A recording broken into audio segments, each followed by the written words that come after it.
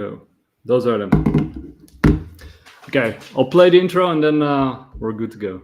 All right, let's do it. Let's do it.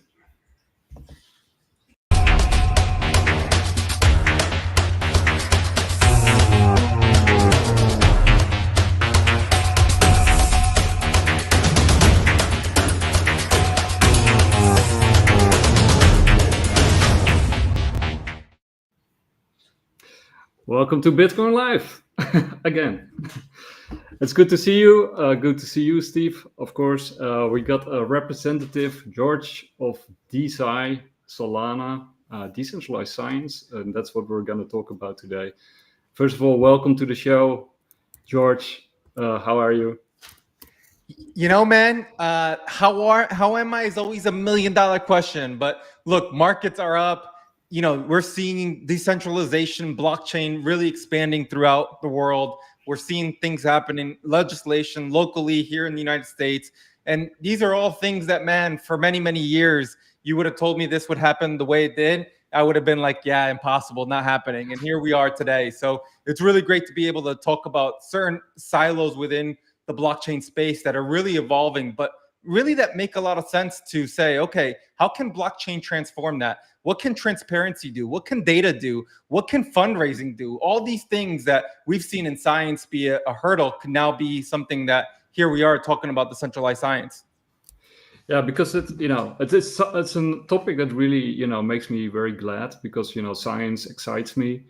And I like Solana also, but it's really nice to see those two things merge and that Solana is sort of shaking off its meme coin image and rebranding itself in a more serious and, in my sense, more positive way. So can you tell us a little bit about how that sort of transition went from, basically meme coins to where you are now? With, I think it's a phenomenal question. First of all, I think like meme coins, I think we don't deny it. It's definitely part of something that has helped or, been part of the Solana, image. I love meme coins. I love them. So don't get me wrong. But there is another whole side to us, right? There is a whole other side to internet capital markets as what you're seeing. And you're seeing a lot of it through the RWA, DePen, DeFi, and everything that's happening within those different verticals, right? And we're seeing ETFs, institutional money. We're seeing a lot of things for us where we've been really building for quite several years, right? Outside of what you've been seeing from the meme coin. You might have been seeing that, but essentially what we were always building has always been, hey, how do we get to the next level of decentralization? How do we start talking to the suits is what we're saying, right? How do we start talking internet capital markets? How do we break through to that, right? And again, it's building the right products. It's building with the right projects that are on Solana right now that are seeking like the Jupiter, everything that's happening with, all across the ecosystems that have been built. And then you look at decentralized science and you say, okay, here's another sector within science, like you mentioned before, that, man, can blockchain really transform it? And what we all know, living in all parts of the world, right? Medicine, science, and all this stuff in different parts of the world is far more advanced. In other parts, it's not. And why is that, right? And then you look at, like, let's just say the United States, and it's like funding is played by the big players in the United States. And certain things in science, in funding, makes that decision or changes that decision, or the decision is made by, higher end groups or higher up groups, where essentially what we say is like, hey, on the local level, is that the right way to fix, cure, find data, or any of that information being shared or stored? And that's the question, right? And that's what we're all trying to lead to. And so when you look at decentralized science and you look at the way that a lot of researchers, scientists are coming together and saying, hey, man, yesterday or 2 days ago, I was on a stream with Longevity Labs, and they are very much looking at ways that, certain ingredients in certain aging can actually help outside of what they are just building, or helping outside, when essentially it's being right now used as a certain ingredient in like metformin. And it's like, wow, okay, what else can you do? What else can DeSci do? And that's through, again, couple scientists getting together, fundraising through a Pump.Science, which is a protocol in the Solana ecosystem. They were able to raise $30,000, $45,000, enough to get the prototype, and then essentially get bigger. And so you're seeing that just keep happening and happening with smaller groups as they start trying to find cures, as they try to find certain ways to not only uncover, but the biggest thing is share the data with other scientists within ecosystems and say, hey, like, this is what we found through this. What, do you want to team up? Do you want to work with? Do you want to see what we're writing? The research reports are public, things like that, man. Like those are the things that you get really, really bullish and excited for, because I like to say almost time out in the sense, man, we've seen technology evolve really fast in other sectors of the world, and we're seeing AI right now at the forefront a lot. But has like science evolved that fast at that speed that other things have evolved? And why hasn't it, right? And it comes back down to some of the funding questions that we just said. The data, right? Like data is so secretive, so private. Can I ask a question about, because I can sort of imagine that Solana is ideal from a data perspective because it's a very scalable, fast settlement blockchain, of course. But how do you deal, because you sort of mentioned the fundraising part, which I can also understand, right? Because there's a gigantic amount of money sloshing around and you can sort of get access to it. But there's also the speculation part, right? We just mentioned the meme coins, which go up like a yo-yo. So how do you protect when it comes to serious projects like these decentralized science projects, which are really, trying to help people around the world? How can you sort of protect yourself against that level of speculation that's prevalent in crypto? Yeah, I think like that's just probably the easiest answer, that it's completely different audience, right? Like the meme coin guys or stuff like that are not going to go trade decentralized science tokens, right? You sure? I mean, if they are, sure. Can they possibly move a market that is completely not within what their total realms of, hey, looking for the funny ticker name or looking for the funny cabal that's teaming up with that. That's not really their audience, right? So decentralized science isn't something that they're just like, okay, yeah, like, hey, this token just launched, let's go try to. Sure, there might be some, but I mean, you could go look across some of the tokens that have launched, or even the tokens that have the economies, the ecosystems that have been formed, and you're seeing true professionals that are building in that space, looking to help and discover ways to make decentralized science a bigger name. So does it also mean, if I understand you correctly, you're saying like the investors in those projects are basically institutional investors? Is that what you're saying? I mean, I think it's hard to say like all the projects. There's so many projects right now building on Solana right now that are in the DeSci right now. I'll be honest. I mean, we're talking about over 50 projects that I talk to on a daily basis. And so I for me to ask who their ideal investor is not really. But I'll say like, yeah, they've gotten a lot of big funding, big numbers, and again, we're here to help support on the marketing end to make sure that we're building the right awareness from the Solana side of it. And also just trying to help, and on the Solana side is foster the community so that they're able to get in contact and talk to others that are building in the decentralized science space. And I'll go one step further. We are very much open as well to say other chains that are working or building on DeSci. We're very much been open to listening and hearing them and collaborating if there is a project that looks to collaborate with another chain. We're not being like, hey, only Solana and that's it. At the end of the day, we know what we're able to provide and what we've been able to do. And like you said, the speed, the gas, but the communities that have Solana and been able to push it forward, we very much understand what we can do throughout the whole blockchain space. Now, I'm personally a big fan of Spine DAO. Sort of that's why I sort of got into this whole DeSci thing. I'm a big fan of Graham the Penrose, and so that's why I sort of got wind of this whole new change on Solana.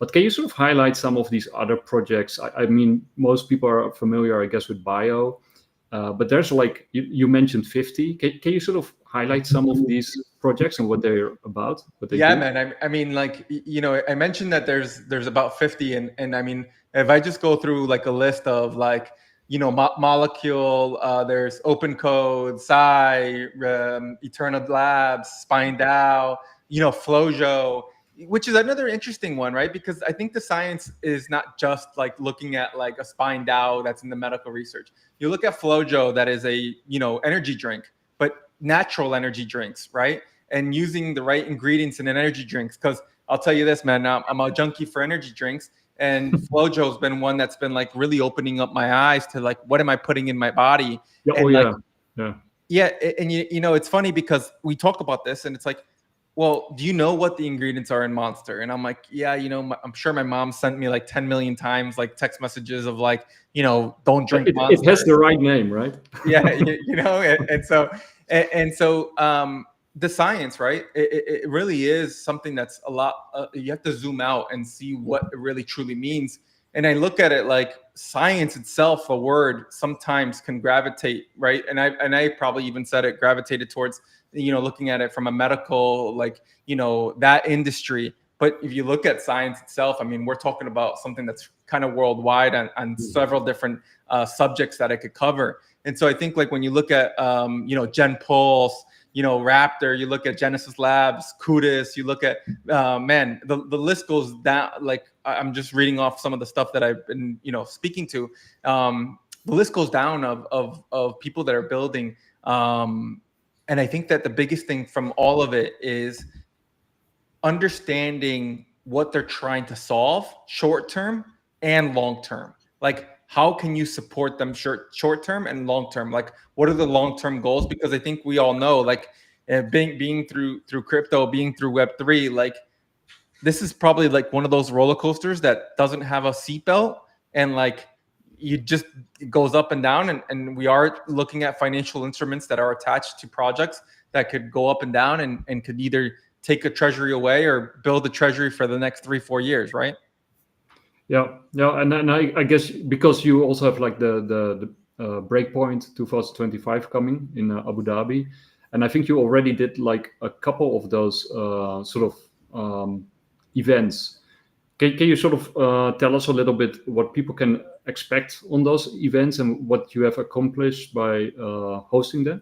Yeah. So actually, one thing that is cool, we have not done yet a decentralized science event at Breakpoint. This will be our first one, but we have done decentralized events at Accelerate, which was our United States event. And we've actually done another one in the New York office, which is our headquarters. We've done a decentralized event there where I think it was 12 or 15 booths were set up, and they were able to like showcase and talk to other DeSci protocols that are building. And so for Breakpoint at Solana, what Breakpoint does is really highlight a lot of the projects that are on Solana and a lot of the projects that are revenue producing, right? And when you look at the revenue producing products on Solana, I think that's where I always say, like, if you come from a meme coin, great, that's cool. But just so you know, there's a whole nother world to Solana, because we have so many projects that are right now building and producing revenue that are profitable, that are very much looking to keep advancing and breaking through the technology, breaking through finance infrastructure and everything that still crypto needs. And so when I look at, like, again, what Breakpoint does, it's going to be able to highlight some of these decentralized science projects that are currently building, that have a great prototype. And I think Pump.Science is probably a phenomenal platform right now that is helping other DeSci protocols. But at the end of the day, they are very much figuring ways to help researchers that have valid ideas and valid prototypes to say, how do we fund you faster to get you guys what you guys need? And that is the kind of like platforms that are very much needed still in all of crypto, but especially in the science. Yeah. I mean, I think science is seriously underlighted, and I think it's really cool that you put it in the spotlight the way that you do. And I'm really excited. I think it will, pay off big time. And do you also have like an accelerator that you sort of use the Solana funds or like a treasury to sort of help these projects Yeah. So we're all, the Solana Foundation is always very much looking at ways to make sure that like any type of deployment in capital grants or anything like that is being used in order for them to be able to succeed, right? And for them to be able. So one of the things that we've noticed right now, at least, is marketing, right? How do we get them marketing? How do we get them awareness? How do we do shows like this to be able to say, hey, like, we have a spokesperson. We have marketing. That there's a DeSci news channel right now on Twitter. It just started, 2 months ago. It's gained, a couple thousand followers, and we're looking to, guerrilla market that with like, hey, go to universities, talk to scientists, work with more science projects that are outside of DeSci, just science in general, right? And we are very much activating a pretty big marketing there to get the word out of, hey, if there is scientists and researchers that are looking to come to DeSci, how can we help them? Yeah, this is the site, and I recommend everybody to give it a follow. And I just followed. You just followed, yeah. We were just talking about it. So everybody in the chat, if you haven't yet, follow DeSci, Solana. They give great updates, and there's a lot of news on there. And it's also just a really cool channel to follow. Yeah, no, totally. And you're just a lot of great things to be involved in right now. And I think like you've been seeing like some other Solana projects or even some other DeSci projects, and we want to cover them all, like the bio protocol and stuff like that. So again, being very open about DeSci being small, so we want to make sure it's not just one chain highlighting it. Can you tell us a little bit more about bio, because I think it's at the center of this revolution, right? Yeah, I think bio protocol has been around for quite some time, and I think like they've had the most success, I think, marketing wise as well. And I think that when you have the right recipe for even a great name, bio protocol is a phenomenal name, and if you know how to market that, which they have, has allowed them to really kind of evolve to where they are today. But I think like even further to some of the projects and some of the latest that they've been able to bring, I think is one of them that I want to highlight. Hopefully I could pull it up as well. Was their latest launch pad when they just did the AI. If you guys have been following the AI stuff that they've been putting out, and I think that the AI agents that they're working with right now are very much some of the things that I think is very much going to help speed up the science.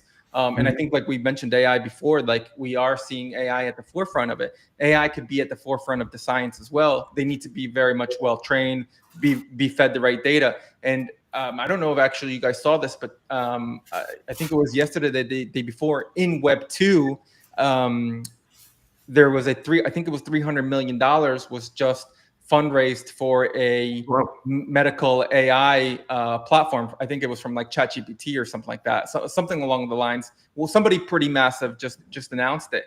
Actually, I think DeSci News covered it yesterday or the day before. So you're seeing this right now, cover news and cover headlines, and AI being at the forefront. And I think that AI being at the forefront for us in science and DeSci will help us spread more awareness to some of the key issues that we have.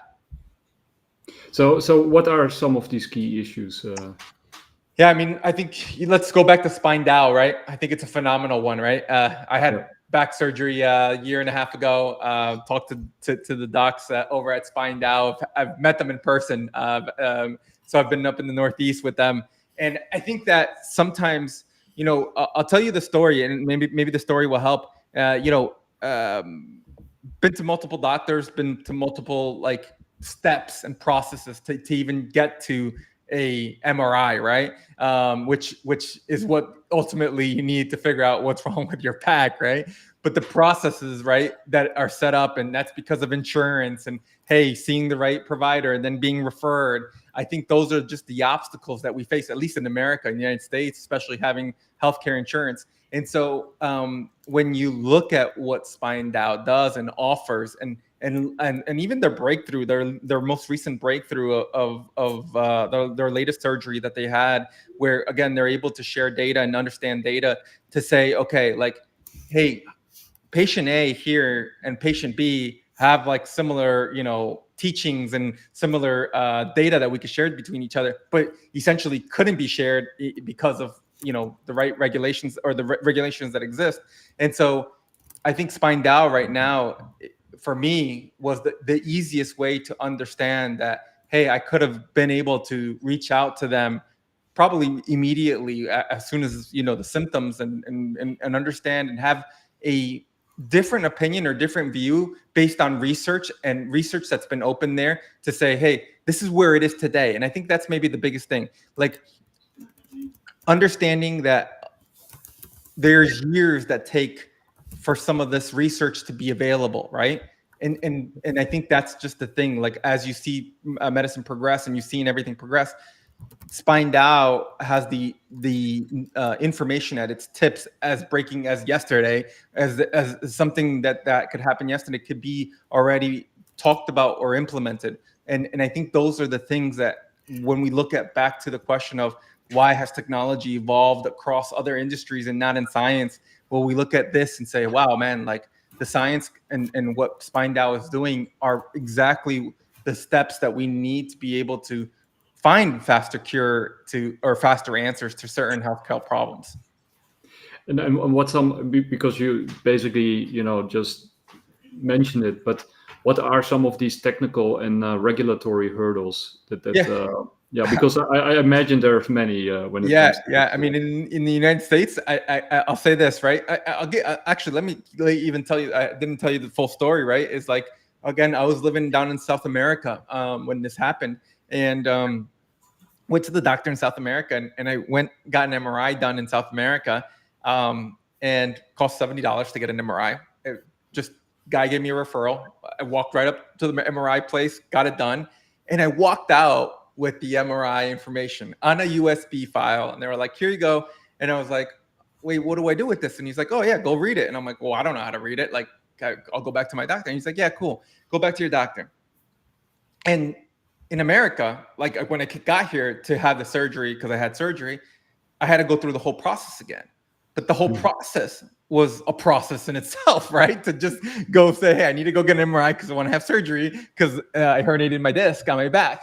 And so it just shows you that in other countries, like the regulation or the insurance or even the process to certain things a lot faster, a lot easier. Where again here, and I get it, like again here, they are trying to protect us, right? And I understand that I'm not saying that like the healthcare is bad here at all, because I don't think so. I think that there's just more practices and places put for protection and privacy of the users. Whereas I don't think in other countries, like in South America, like I was in, that was such a concern, right? And that's why maybe I did get to walk out with an MRI document in my hand and go right to the doctor and say, hey, what do I need? And what's my next steps? And so if you look at those two processes, but if you understand, hey, how the data, how all this is going to be shared, well, we know that in the United States, it might take, I might be a case study for somebody to say, hey, we helped Jorge, all we had to do this and that, but it might take years for that to be released. Where probably in South America, it's probably going to get released in a week from now. And they're like, oh yeah, we had a breakthrough. And that's where DeSci, and that's where Spine DAO, again, like the information that they've been able to share and work with in Africa with about 10 or 15, or I think it's even 30 doctors that they're working with right now to take some of the learnings and say, hey, like, how do you apply it to the people now, to patients that you have right now that are having the very much symptoms? Wow, like the data, the ability for data to be transferred that fast, right? You talk about speed, and then again, transparency, and you look at like everything else that's being able to help them fund that is huge. But does it then mean that, for example, if you take Spine DAO, that they have to comply with all the regulatory regulations in all the different countries, and then as soon as they got that settled, then they can sort of share all the stuff? There's totally another layer. There's totally another layer to all of this, right? There is definitely a privacy layer to all of this.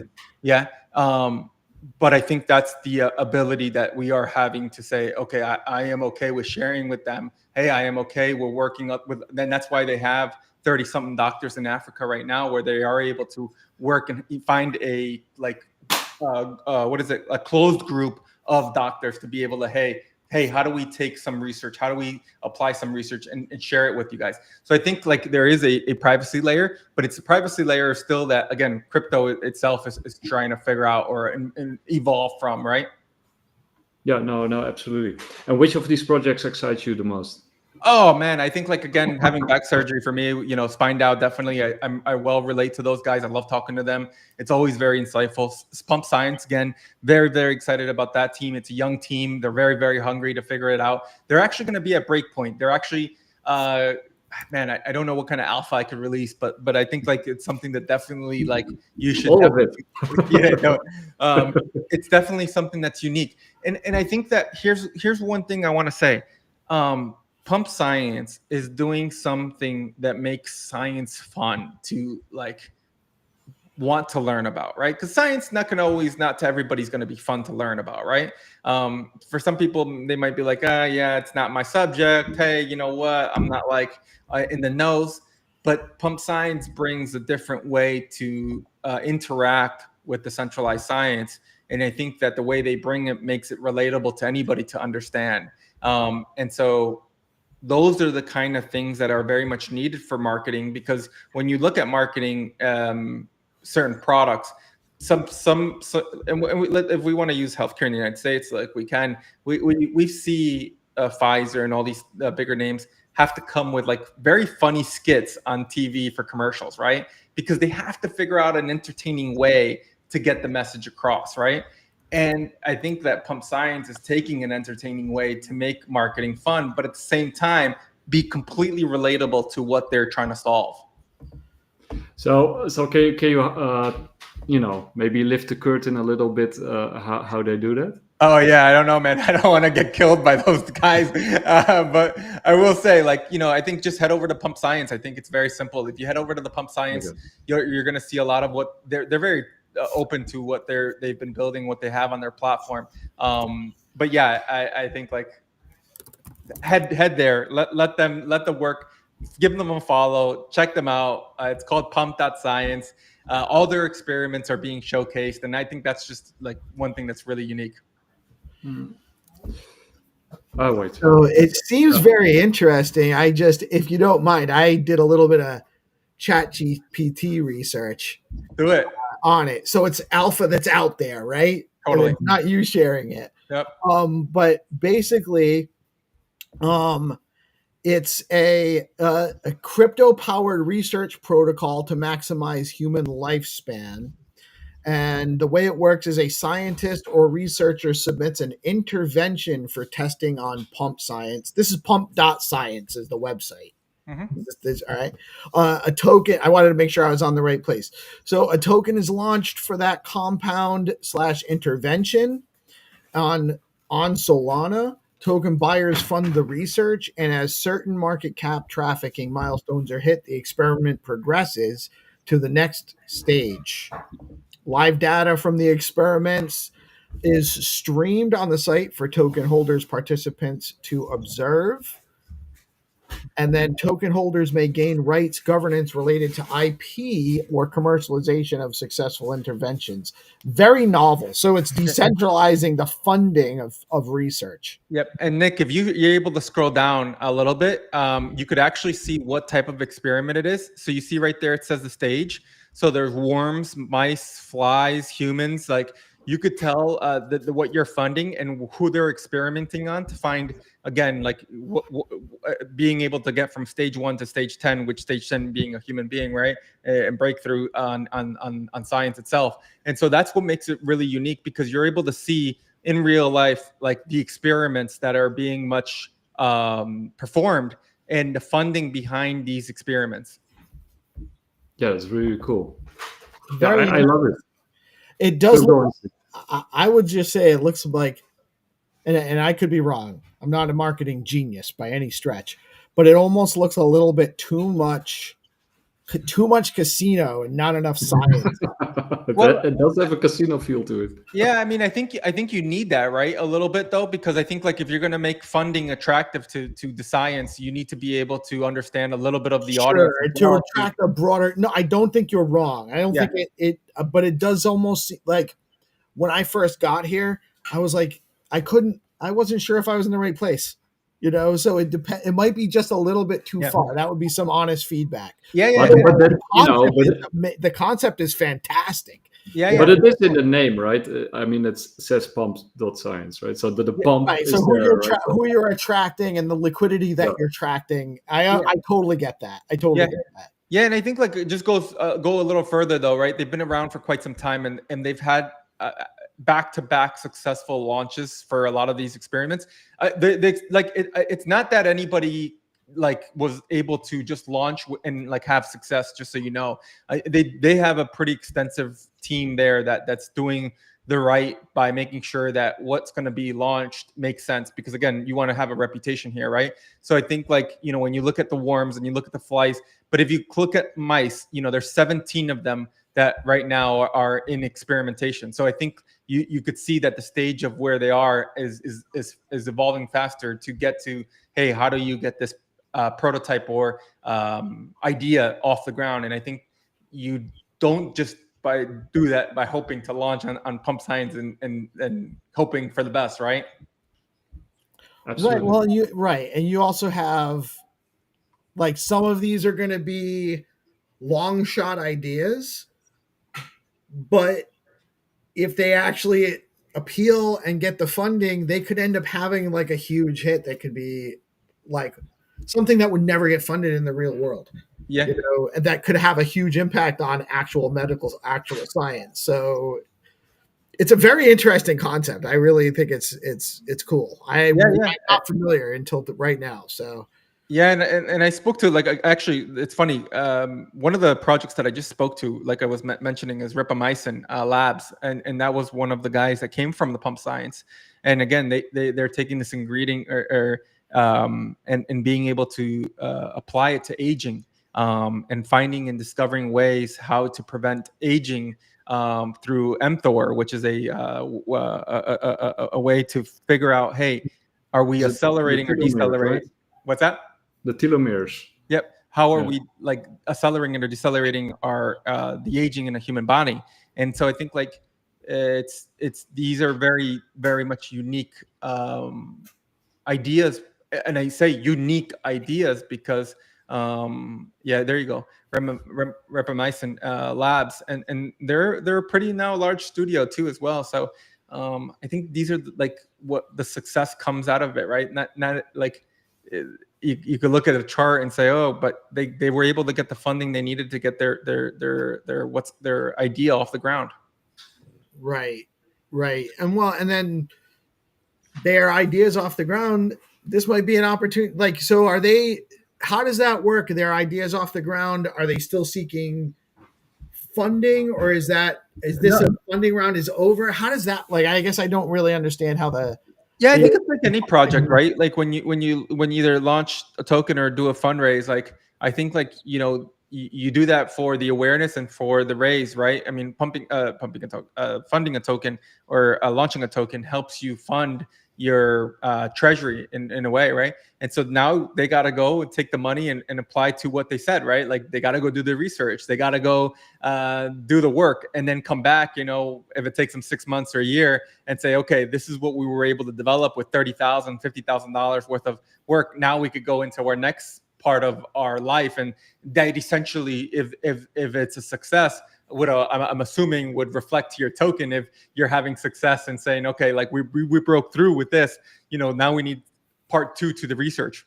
So it's basically like a genuine roadmap for any other crypto. So you raise a lot of money, capital, then you invest it, you set out a roadmap, and exactly. Then people can track it. And that's probably in addition to their more regular finance. So they probably have like a normal finance income.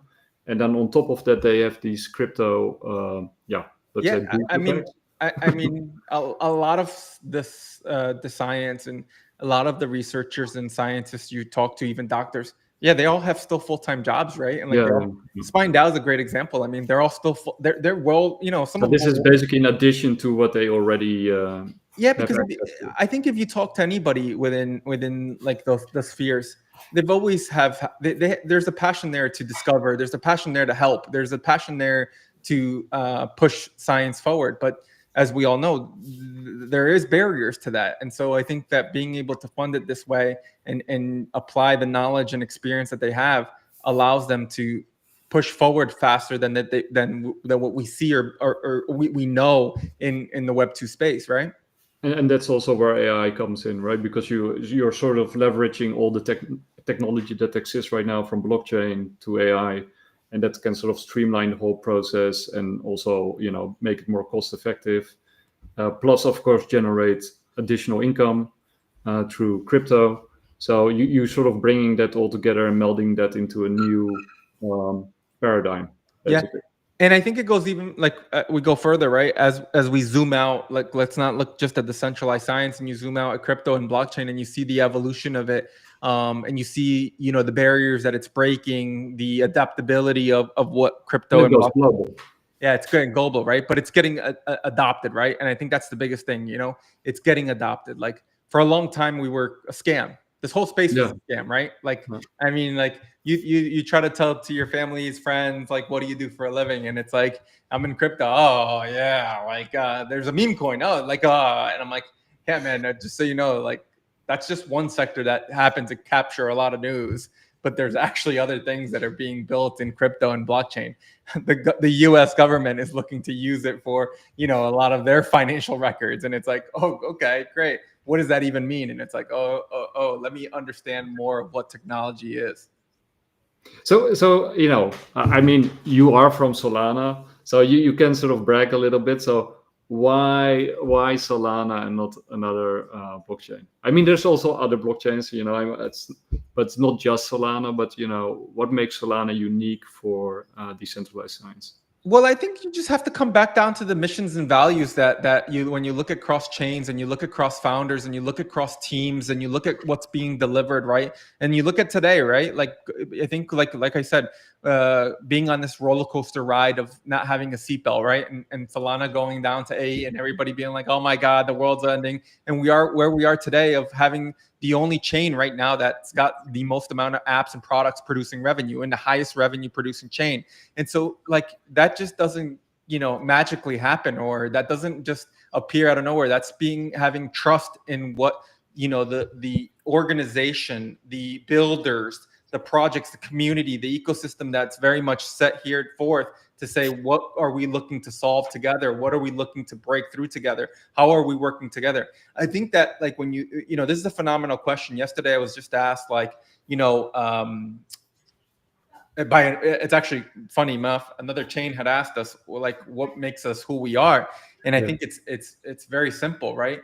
The network is one of the strongest networks across anything in any of the blockchain space. And so we are very supportive. We are very collaborative. We are very much wanting to see each other win. And I think that's just the biggest thing. Like when you look at a launch, or when you look at something that's breaking through, you will see across crypto Twitter, across socials, congratulating each other, looking for ways to open up more doors, work with each other. And you don't see that across other places. And then when you look at like, Breakpoint, you look at a seeker phone, the mobile phone that we came out with, when you look at like everything that we have that's building, especially right now in Wall Street, and you're seeing suits, men in suits, women in suits saying, hey, how do we help you? How do we bring this forward? I think like, again, it goes back to the missions and values of the organization of like, hey, like a collaboration of a community together to be able to push blockchain and finance and tech. And what does tech really mean at the end of the day for us? But is there also something inherent in the blockchain itself that makes Solana uniquely suited for leveraging DeSci or, things of that nature? Oh, totally. I mean, I think that's what we wouldn't be here if we don't see that like the science has definitely some sort of ability to be able to break through. It's figuring what that is, right? Because we're still so early.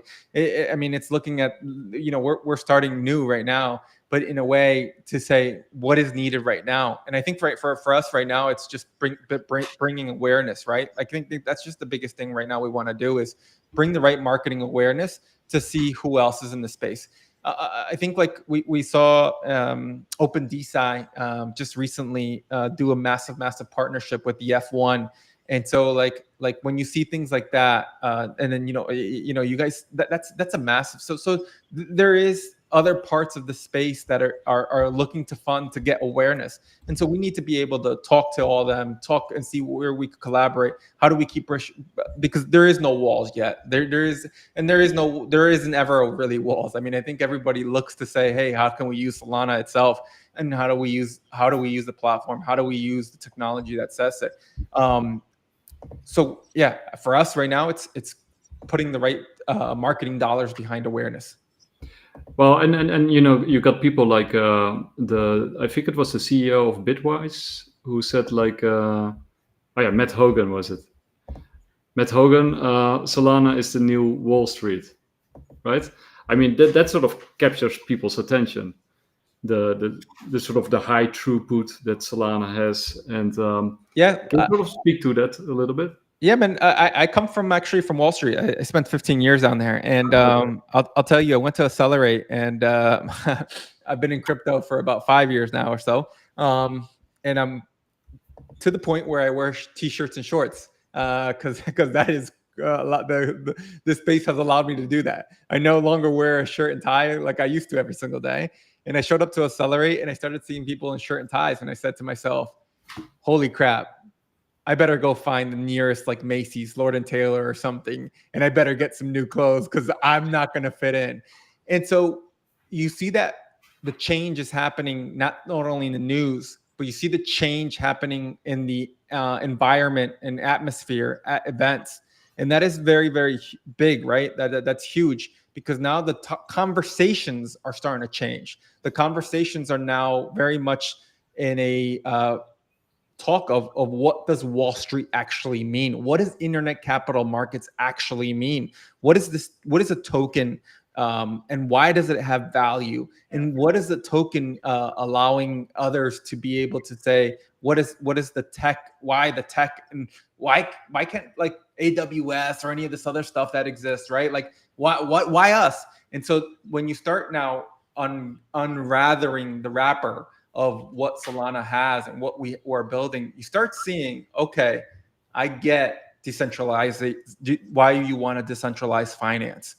I get the payment rails in the world currently are from 40, 50 years ago. And, we all have mobile phones. And yes, you should be able to send somebody, through a Phantom wallet within seconds, Soulflare wallet within seconds.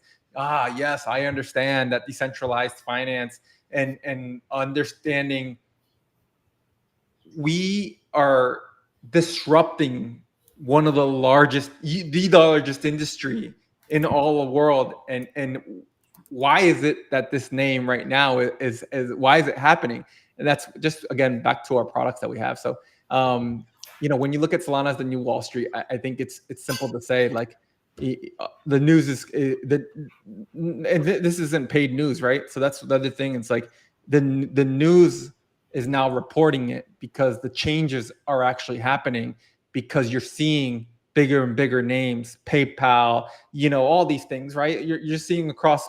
It's 2025. Every single bank offers crypto in the United States. Every single bank offers a crypto desk to trade, right? If you look back at 10 years ago, every bank was like, that's fake internet money, man. Don't touch that. Fake internet money. So, okay, why is it now being offered? Why is there a Solana ETF, right? So I think, yeah, man, when we look at Solana being the new Wall Street, it's having the right presence, having the right products to be able to team up. I don't think it's just not only disrupting, it's also teaming up with the right Web2 providers as well. Definitely. And, congratulations, of course, on that. I guess what I also want to ask you is, like, where do you see DeSci in, like, let's say 2030?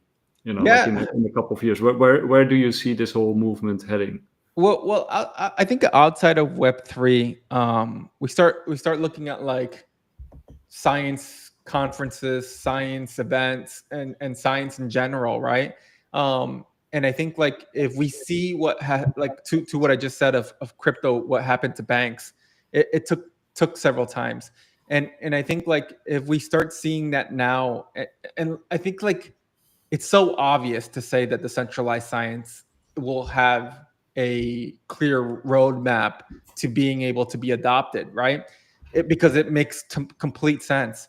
It's just the time. It's going to take time, just like everything else has. We have to build the infrastructure. We have to build rails. We have to build case studies. Like, you know, in Web 2, everything is R&D is all driven by a lot of like research and development is done by, hey, like the case study that says, okay, hey, why would we want to work this route? Why would we want to discover this route? Why do we want to apply ourselves to this? In science right now in DeSci, we still are working on that aspect of it, which we're very close, and maybe we already have it.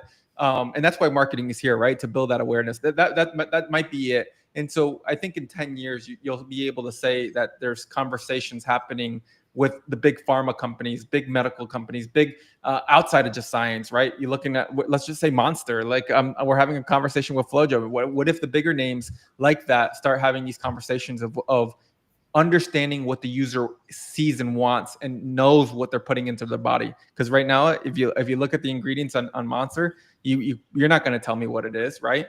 And so like, I don't want to know. Yeah, and if you ChatGPT it, man, it's like, you know, you might get this like crazy response that you still don't even understand after that, right?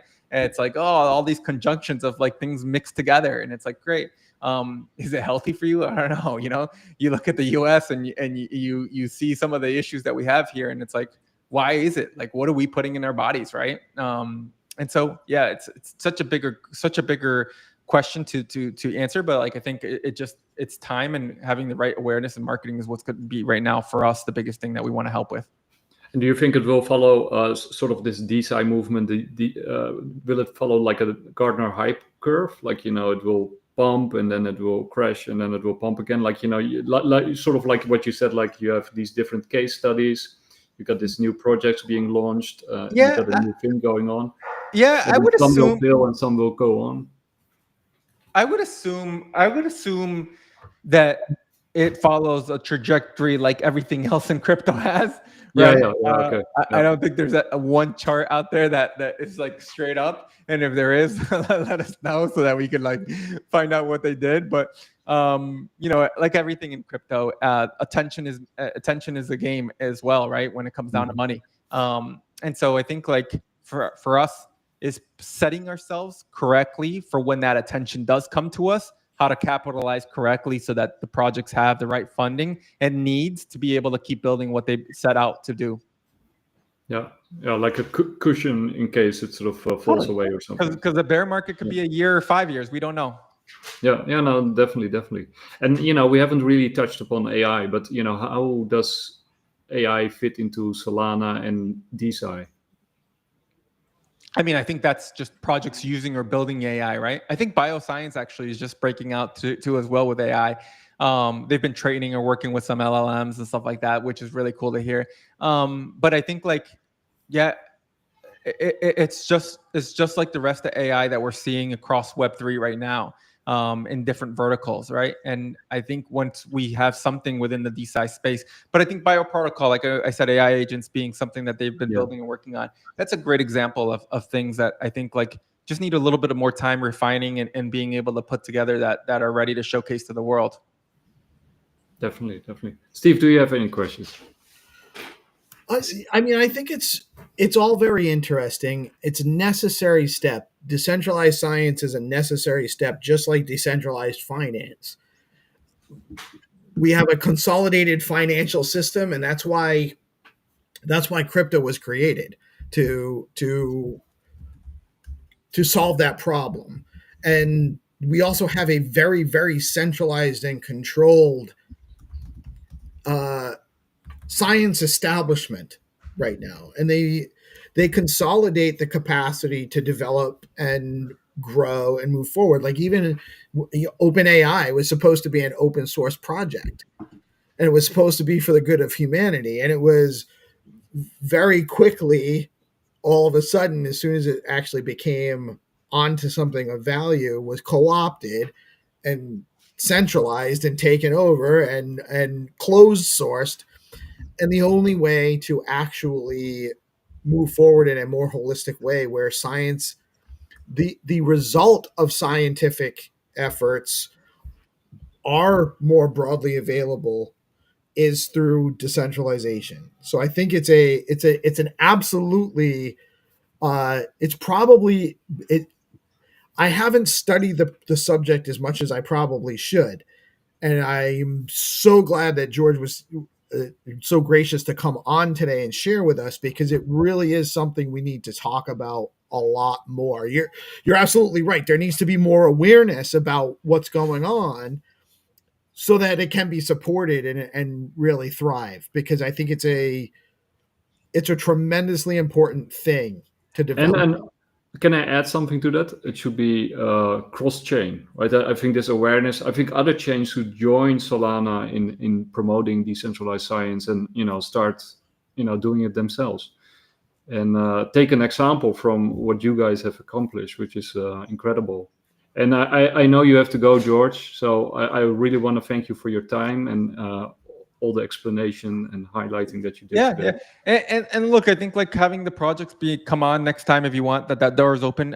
They're able to speak more freely about the token and stuff like that, where again, we are a foundation, US based, being able not to give financial advice. We do have to stay on a very strict conversation, right? But projects are able to do whatever they want. So the door is open there to bring them on and maybe host them and talk to them and have them share more about what they're building, what they're doing. So yeah, man, really excited. Thank you for having us. Really, thank you for the support. I think that's just the biggest thing. Anybody that's watching, that's given us a follow, feel free to always DM us, ask us for things, ask us how to get involved. The door is open. We're very much looking to collaborate as much as we can. Yeah, same here, and we'll keep increasing. Yeah, we're happy to have people on. We have lots of real estate to bring projects on. So anyone that in the ecosystem that's looking, we're generally Bitcoin based, and I have a little bit of a Stacks ecosystem focus, but we're all, if you're into decentralization, it's kind of silly to hold a maximalist position, right? It doesn't. Well, I think Bitcoin was always our big Bertha, right? Like it's what brought us all here, right? So I think for me, and I'll joke in a sense, Bitcoin's available on Solana too, right? But at the same time, I think that's just been our North Star to help us. If Bitcoin didn't make the noise that it's made, and even the current noise, would we all be somewhere else or struggling in the sense of awareness with regulation and all that stuff? I always say I think it's the North Star in several ways for the crypto space, right? Yeah, I think it's sort of like the trunk of a tree, and all the branches that sprouted out of it is they wouldn't have been possible without Bitcoin being at the center, right? And Solana is like a mighty branch on that tree. And well, anyway, I want to thank you again for your time. I know you have to run. Yeah, let's do it again and bring on those other projects. Awesome. Thank you, Nick. Thank you, guys. Appreciate you. Have a good one, man. Take it easy. Thank you, Jordan. Yeah, good stuff, man. Shall we wrap it up, or do you want to, Oh, it's up to you. I don't have a whole lot of time. My daughter's been doing okay, not being loud, but I probably can't keep streaming too much longer live.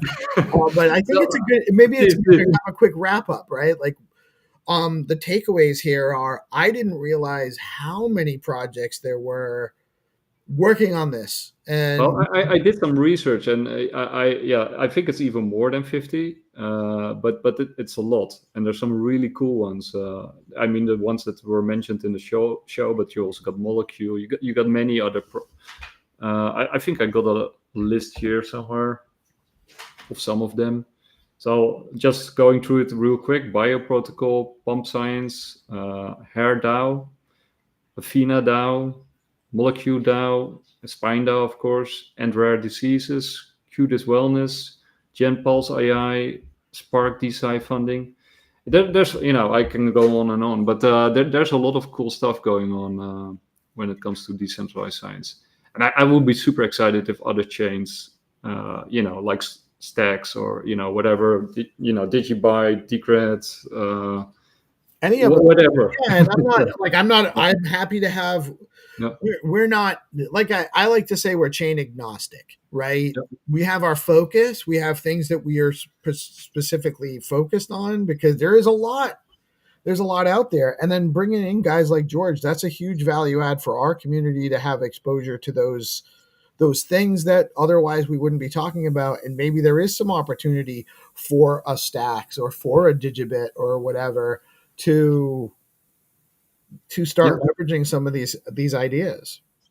Yeah, no, definitely. And I think, there's nothing wrong with Solana being a trailblazer in this area, right? And each chain has its own focus and specialization, and there's nothing wrong with one focusing on this branch and another one on that, and then sort of reinforcing each other. Because in the end, I think most of the ones that will survive and will be interoperable anyway, right? I mean, they already are. So it makes sense that you with a competitive advantage, that you sort of specialize in that what you're good at, and somebody else specializes into something else. And also getting perspective from somebody that maybe isn't a specialist is also valuable, right? Absolutely. Getting some feedback from a different community that's not Solana native, where all of a sudden they see things differently because it's just done a little bit differently on chain. And so they come up with a solution that you wouldn't have gotten out of your community because they all have that, like there's a preconceived notion on how you do it, where these guys have something different, and so. Yeah. I mean, we all live in sort of an echo chamber, and you get this tunnel vision, and you think we should do this and only this, and then it sort of broadens your horizons, like what you say. Yeah. Exactly. By the way, I really enjoyed your conversation in the quantum economics space. For the people, I hope I wasn't too obnoxious. I might have been getting no. I might have been getting a little bit. I don't know. Sometimes I'm just a little bit. I had a lot of coffee and not a lot of food, and none of my normal like bring me down type of stuff. So I was maybe a little rapid, but I had a great time. I thought it was a great conversation. I loved what was going on there, and it just, I was like, how am I actually jumping into another conversation right now? I've been going since 7:00 this morning. It's, at that point it was just like 1:30, and I went from, I said good morning in our thing. I start the thing, starting our stream here, which I'm also on right now, and started working on the news thread and working on the conversations in the live stream post, switching up the content on the live stream as much as I could during the opening segment, like the first opening spot. Went into our space before our news segment, did the news segment, had a nice long conversation with 300. GP was having technical difficulties. Then we did Find to Earn. Then I went from Find to Earn. I had a little bit of time in between Find to Earn and the Bitcoin Pepe space. I was on the Bitcoin Pepe space until I had the Battle for Hougan guys come on at noon. We did that live stream at noon. I went from that. I was out. I was done. I went to go get my lunch. Took my lunch out of the oven. Thank God my wife just like makes me food, because if she didn't, I'd never eat. I could probably stand to skip a few meals, but not too many.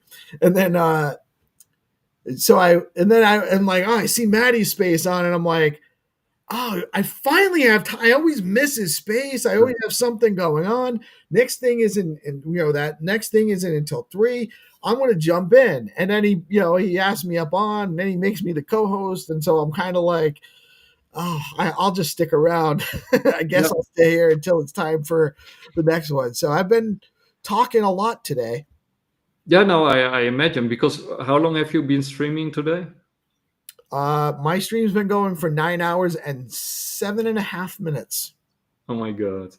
People have no ideas. For the people who are only watching Bitcoin Live, Steve is now doing like continuous streaming. Actually, this show is part of your stream.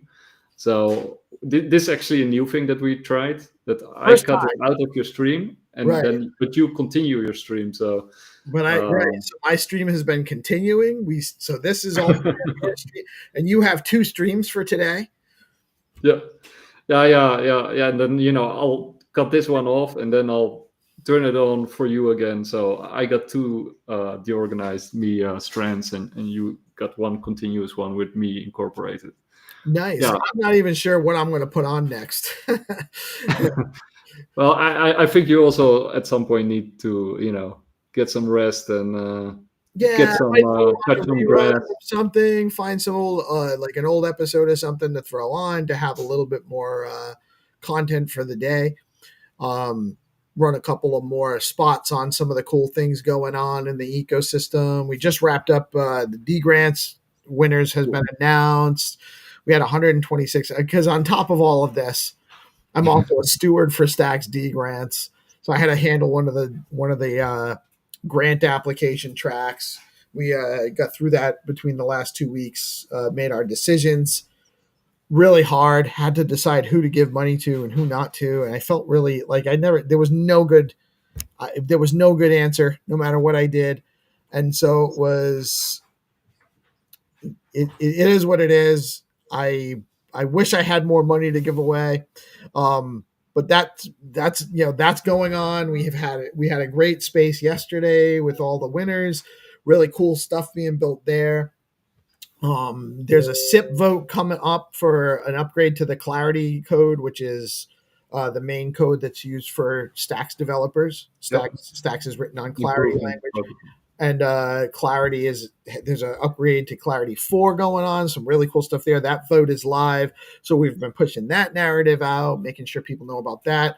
There's actually something I'm going to show. Actually, I can show it now, or I can wait until you shut off. But a friend of mine, friend of ours on DeOrganized in the Stacks community, it goes by the name Crusader. He's a really good content creator. He makes a ton of great stuff. He actually made a post. We have so Stacks is directly tied to Bitcoin through a process called proof of transfer. Mm-hmm. And so the way it's really almost like a kind of interesting DeFi mechanism that ties Stacks to Bitcoin. And so the way it works, miners on the Stacks network, so they bid Bitcoin for the right to mint the Stacks block on the Bitcoin blockchain. So all of the Stacks transactions are bundled together in a hash and put, finalized on chain on the Bitcoin blockchain. So that's how they're immutable. Actually, that's has been one of my things. Like I think eventually all the chains will do that. Right. Or they or Stacks might just end up being the winner. but I think it makes a lot of sense. Like because one of the most obvious things that Bitcoin is a foundation, right? Right.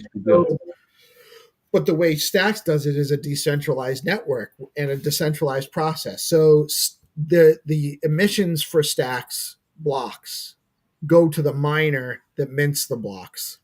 Mm-hmm. So they bid Bitcoin to receive Stacks, and then stackers, holders of STX, stack with a stacking pool, or if you hold 100,000 stacks or more, you can do your own stacking independently, run your own stacking validator.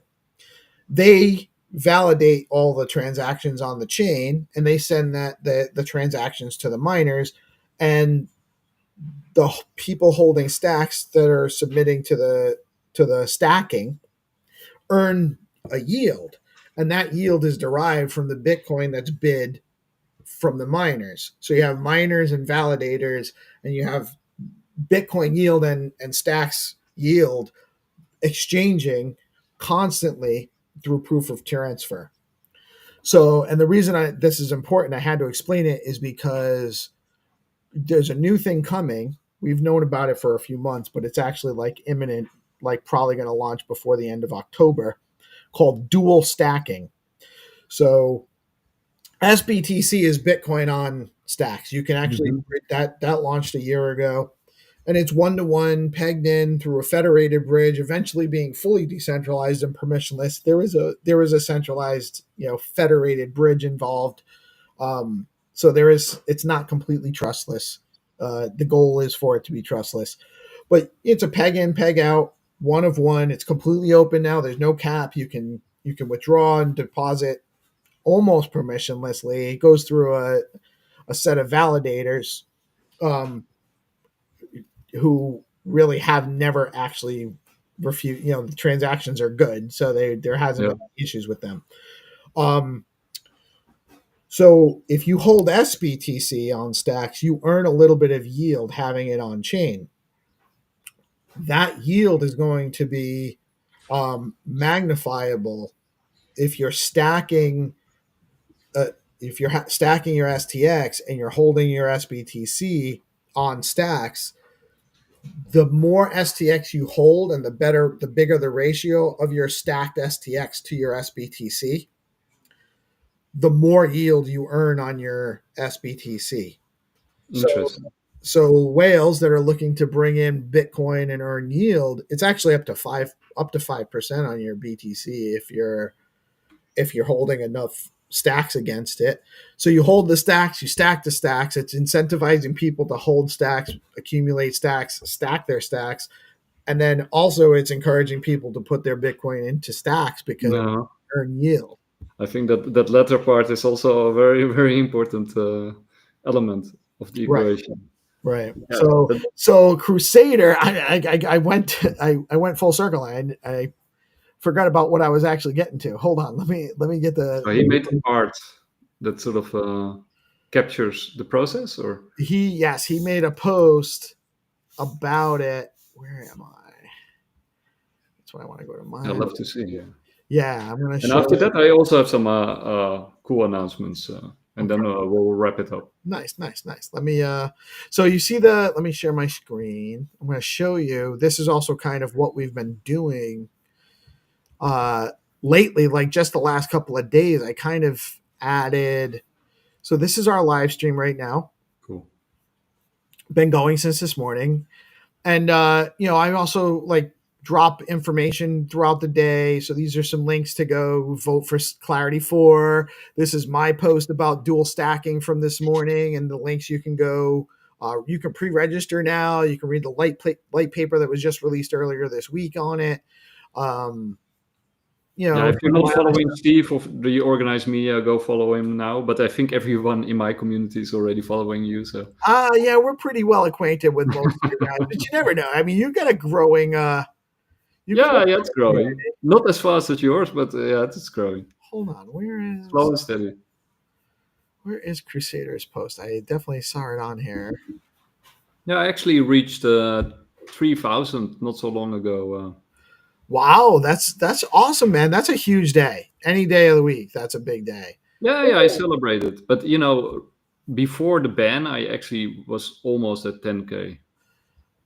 So it's sort of a celebration, but also I still have more than 6,000 to go before I'm back to my old level. Heck? Hold on, he definitely. Hold on, I gotta find this. You just post too much, Steve. you're I definitely do. I definitely maybe need to rein in. Hold on, let me find. Shall I, in the meantime, tell my news? Yes, please do. Help. Okay, so please. I'm a big fan of Halloween. I love horror movies. So this is my favorite month of the year. Normally, it's also October, so that helps. Right now it is October. Yeah, but, right. And of course, it's Bitcoin's birthday, right, on the 31st. So I celebrate big time with family and friends. But apart from that, we have some new stuff that we're about to launch. First of all, last weekend, we celebrated DeFi Fry. So DeFi Fry will start his first episode this Sunday on both the Organized Media and Bitcoin Live. It is called DeFi Expectations, or DeFi Expectations, if you want to play on words, with some really cool people, Lumexo, but also some people from Stellar XLM, because that's sort of his home base, and then he'll produce a lot of other shows. But on top of that, we also have a new collaboration with the guys from UAP, the podcast, which is another passion of mine. UAPs, UFOs, all the woo-woo stuff. So they're actually going into a full collaboration with Bitcoin Live, which will also air on the Organized Media. So if you're into, the weird, the paranormal, UFOs, and that kind of stuff, they're the best. I'll admit that the bigger picture is also very good, but UAP the podcast is even better. So they'll be airing.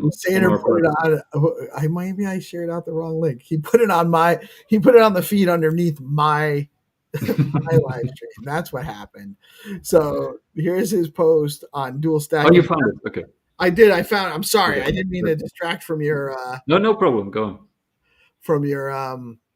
No, but I think that's awesome what you have coming on the shows with the UAP guys and and they're also into crypto, so there will be also very interesting stuff coming out in that regard. And I'm excited about the Halloween event on next Friday. And also this Saturday, because this weekend we have sort of like a special Halloween weekend. So we're going into the paranormal, the woo-woo. So we got a really cool show on Saturday with Stephanie. She will be a guest on our show, The Bigger Picture. And then that should result in a very interesting conversation, I think.